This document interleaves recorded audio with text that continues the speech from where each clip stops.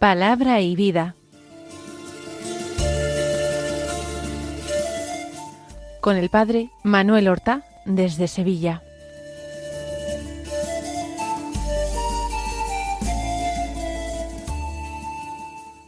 En el nombre del Padre, y del Hijo, y del Espíritu Santo. Amén. Alabados sean Jesús y María. Muy buenos días, queridos amigos, oyentes de Radio María y seguidores del programa Palabra y Vida. Hoy es 23 de diciembre, mañana es ya la Nochebuena, sábado de la tercera semana de Adviento, y la Iglesia celebra la memoria de San Juan de Quetí, un santo sacerdote que vivió al final de la Edad Media, en Polonia. Él había nacido en el año 1390 en Quetí, que es un pueblo cercano a Cracovia, perteneciente a esta diócesis. Hizo sus estudios en la Universidad de Cracovia para ordenarse sacerdote. Fue sacerdote de aquella diócesis y por muchos años profesor de su universidad. En ella formó a generaciones y generaciones de buenos sacerdotes que tuvieron una gran influencia no sólo en su diócesis, sino en todo el país. Fue un verdadero maestro que unió una buena, santa, recta doctrina, una profunda doctrina, con una vida ejemplar, admirable, en la práctica de las virtudes. También fue párroco en una parroquia de su diócesis y también se entregó a ella como un buen pastor, siendo modelo de vida sacerdotal. Murió santamente allí en el año 1473, cuando estaba alboreando precisamente la Edad Moderna. Vamos nosotros a escuchar la palabra de Dios que se proclama en la misa del día para así meditarla. Recordemos que esta semana hemos estado haciendo una lectura continuada del primer capítulo del Evangelio de San Lucas. Y hoy todavía seguimos en él. Leemos los versículos 57 al 66 de este largo, importantísimo y hermoso primer capítulo del Evangelio de San Lucas. Dice así: a Isabel se le cumplió el tiempo del parto y dio a luz un hijo. Se enteraron sus vecinos y parientes de que el Señor le había hecho una gran misericordia y se alegraban con ella. A los 8 días vinieron a circuncidar al niño y querían llamarlo Zacarías, como su padre.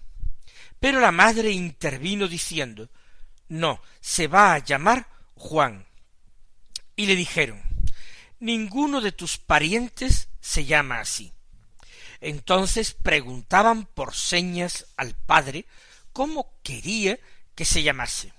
Él pidió una tablilla y escribió: Juan es su nombre. Y todos se quedaron maravillados. Inmediatamente se les soltó la boca y la lengua y empezó a hablar bendiciendo a Dios. Los vecinos quedaron sobrecogidos y se comentaban todos estos hechos por toda la montaña de Judea. Y todos los que lo oían reflexionaban diciendo: pues ¿qué será este niño? Porque la mano del Señor estaba con él. En estos días pasados ha tenido un particular protagonismo en el Evangelio la Santísima Virgen María. De hecho, María ha ido a aquel pueblo de la montaña de Judá donde vivían Zacarías e Isabel para acompañar a esta última en los 3 meses finales de su embarazo hasta el parto.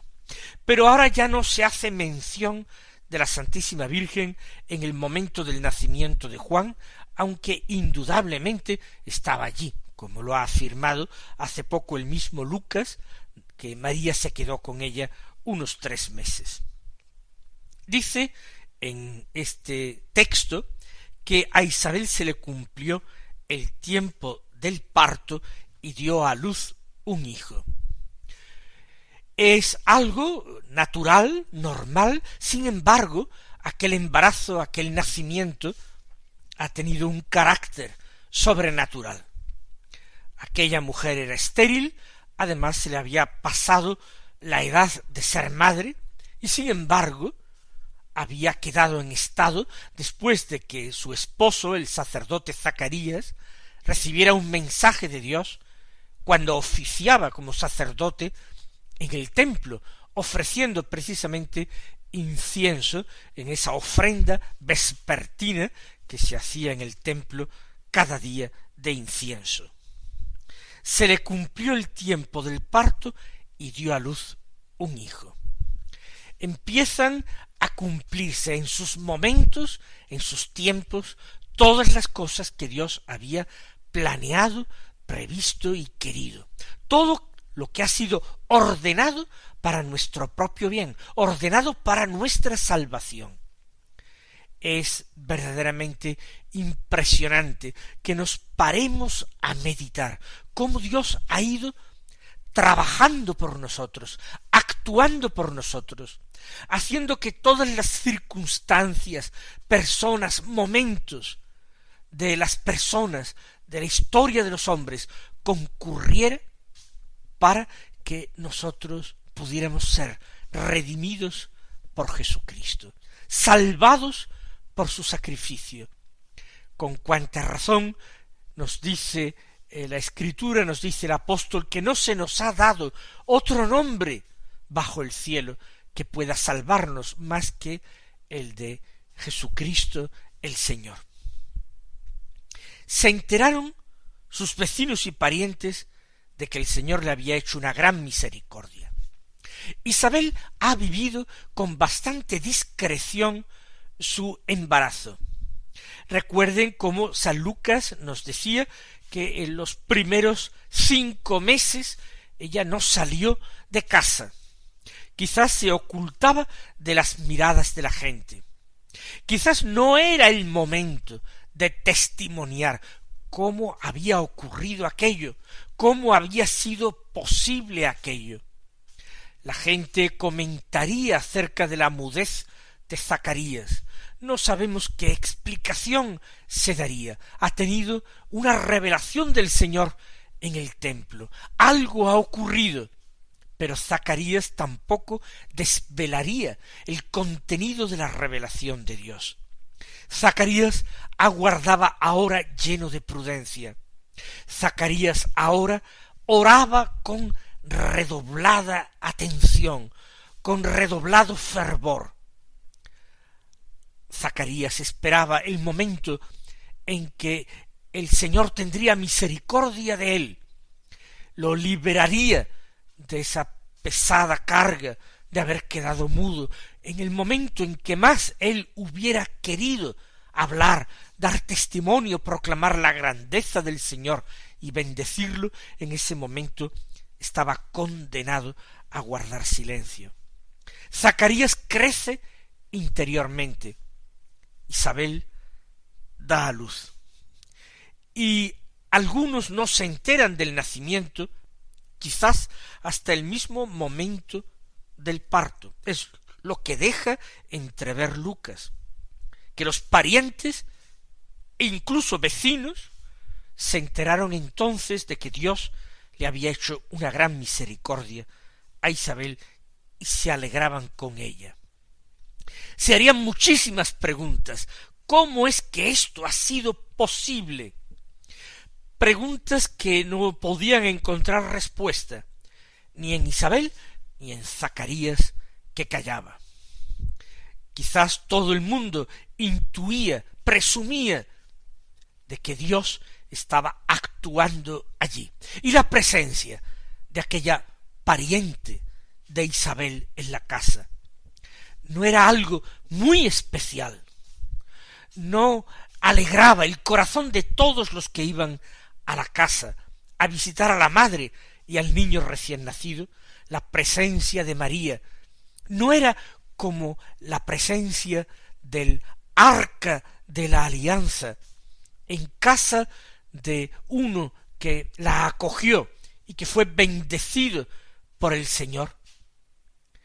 La casa de Zacarías tuvo que ser bendecida extraordinariamente durante los 3 meses que María permaneció en ella. Y quienes fueron a visitar a Isabel encontraron una atmósfera de santidad, un algo sobrenatural que flotaba en el ambiente y que no sabrían describir de qué se trataba. Y era la presencia de María, y era la presencia invisible de Jesús en María y con María. A los 8 días volvieron para circuncidar al niño, una ceremonia que mandaba la ley precisamente que se efectuara al 8º día de nacer, y marcaba a todos los varones israelitas como señal de la alianza con Dios. En ese momento de la circuncisión se imponía el nombre al recién nacido. Era un momento importante y el nombre lo daba el padre. Recuerden ustedes cómo ese nombre se le reveló a Zacarías. Lo mismo que el nombre de Jesús también se le reveló a José en sueños por el ángel, independientemente de que la Virgen María también recibió la revelación del nombre de su hijo de parte del arcángel Gabriel. Querían llamarlo Zacarías. Todos daban por hecho que ese nombre era el que continuaría el nombre de su padre en Israel. Zacarías el joven, el nuevo sacerdote. Pero no era la opinión de Isabel. La madre intervino diciendo no, sino que se va a llamar Juan. ¿Ha recibido también ella una revelación directa del Señor o ha sido a través de su esposo Zacarías que le ha sido comunicado el nombre de su hijo? Se le da mucha importancia. Lo establecido por Dios no está sujeto al capricho ni al deseo de los hombres. Y esto es algo en lo que tenemos que insistir y profundizar los hombres del siglo XXI. A veces creemos que todo depende de nuestro libre albedrío, que todo podemos nosotros hacerlo, rehacerlo o decidirlo. Y la verdad es que las cosas más importantes de nuestra existencia nos vienen dadas. Lo recibimos como un regalo.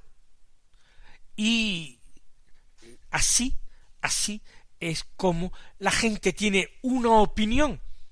Y sin embargo, Zacarías tiene otra, porque no es un gusto suyo, no es un capricho suyo, sino que esta es algo querido por Dios, y Zacarías lo respeta. No se atreve a enfrentarse con la voluntad de Dios, ni siquiera en algo que podría ser secundario, menos importante. Por eso van al padre para que zanje la cuestión.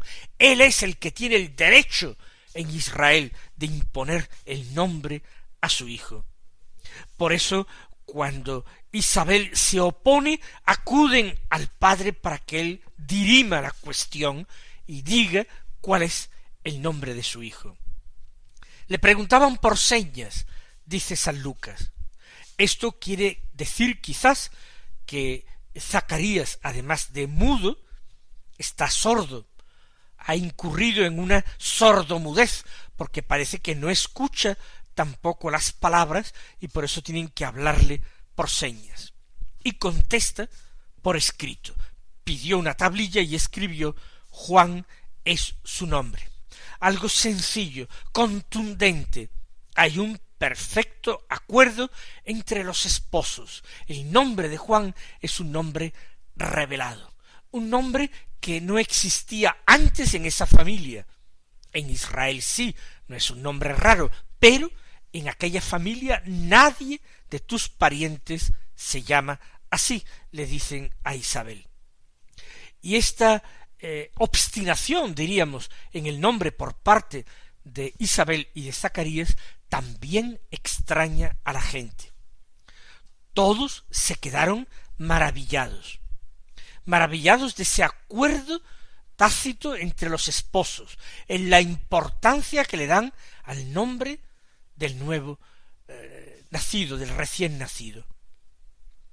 Nosotros sabemos que el nombre en Israel tenía una importancia grande porque trataba de expresar algo de lo que aquella persona iba a ser. Ya sabemos que Jesús significa Yahvé salva. Pero, ¿y Juan? ¿Qué significa Juan?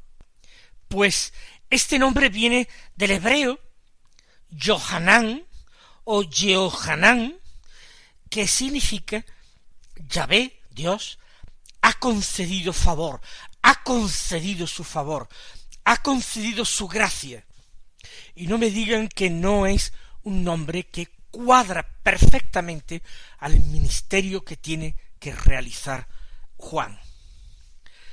La gente está maravillada, e inmediatamente a Zacarías se le soltó la boca y la lengua y empezó a hablar bendiciendo a Dios. Sus palabras no son para explicar qué cosa concreta le ha sucedido en el templo.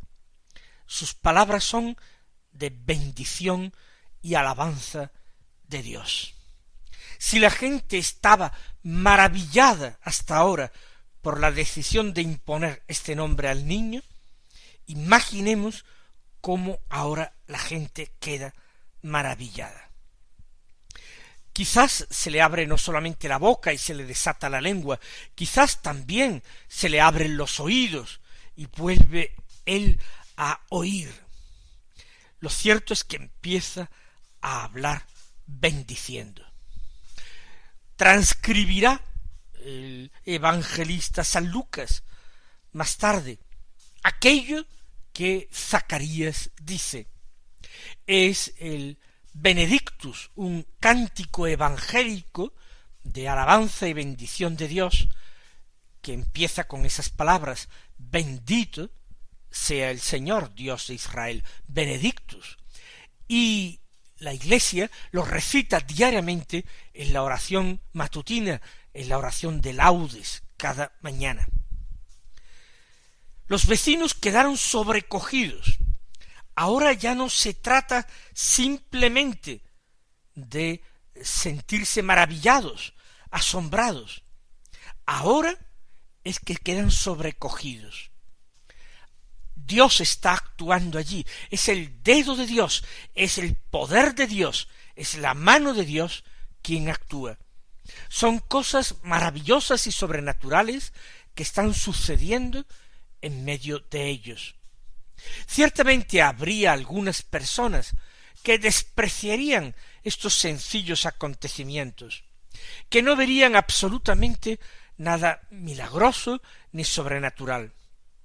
Personas que no eran capaces de entender el lenguaje de Dios. Ese lenguaje de Dios que está hecho de signos, de señales, a veces grandes, pero a veces muy sencillas, muy tenues. Con cuánto motivo nosotros tenemos que pedir al Señor que nos conceda la gracia de interpretar esos signos en nuestra vida, que nos conceda la gracia de saber discernir su voluntad en medio de la vida. De qué forma tenemos que insistir en la oración, pidiendo al Señor no ser sordos a sus indicaciones, a sus revelaciones, a sus llamadas, sino que, como dicen los ejercicios espirituales de San Ignacio, nosotros nos hagamos prestos y diligentes para cumplir su santísima voluntad. Los vecinos no solamente quedan sobrecogidos, sino que comentan todos estos hechos por toda la montaña de Judea. Esto da que hablar, en las familias, en las aldeas, en las plazas de los pueblos, incluso seguramente en las sinagogas. Yahvé está actuando. ¿Qué es lo que Yahvé espera de su pueblo? ¿Qué es lo que nosotros podemos o debemos hacer? ¿Qué es lo que será de este niño? ¿Qué papel está él llamado a jugar en los planes de Dios? Se comentaban todos estos hechos. Qué necesario es que los buenos, que los creyentes, que los amigos de Dios se reúnan también para comentar sus maravillas, para tratar de descifrar sus designios, de interpretar su voluntad para poder aplicarla a las vidas. En la iglesia, en nuestra iglesia, los grupos de oración, de reflexión, de meditación de la palabra de Dios, de formación, son extraordinariamente importantes, porque Dios a veces se revela y se manifiesta cuando algunos hombres y mujeres de buena voluntad se ponen de común acuerdo a escrutar la palabra de Dios y a tratar de entender sus signos. Y todos los que lo oían, sigue diciendo San Lucas, reflexionaban diciendo, pues ¿qué será este niño? ¿Qué es lo que Dios tiene preparado realizar a través de este niño? Hacía muchos siglos que Dios no enviaba a Israel un gran profeta. Parece que se había extinguido definitivamente la profecía y que todo esto era algo perteneciente a los tiempos antiguos. Sin embargo, aquí está todavía en brazos de su madre como un bebé el más gran profeta de la historia de Israel, aquel que vendría con el espíritu y el poder de Elías. ¿Qué será este niño? Porque la mano del Señor estaba con él. Y esto tendría que verse a lo largo del crecimiento de este niño, de su educación, de su carácter. Se nos dirá inmediatamente en el Evangelio de San Lucas que crecía, que se fortalecía y que moraba en los desiertos o en el desierto. Mis queridos hermanos, vamos nosotros a abrir los oídos y a desatar la lengua como Zacarías. Vamos a alabar y bendecir al Señor en esta víspera de la Nochebuena, en que el Señor nos pide que estemos particularmente atentos al misterio que celebramos, al misterio de la palabra hecha carne, que viene a salvarnos de nuestros pecados. Que el Señor os colme de bendiciones, y hasta mañana si Dios quiere.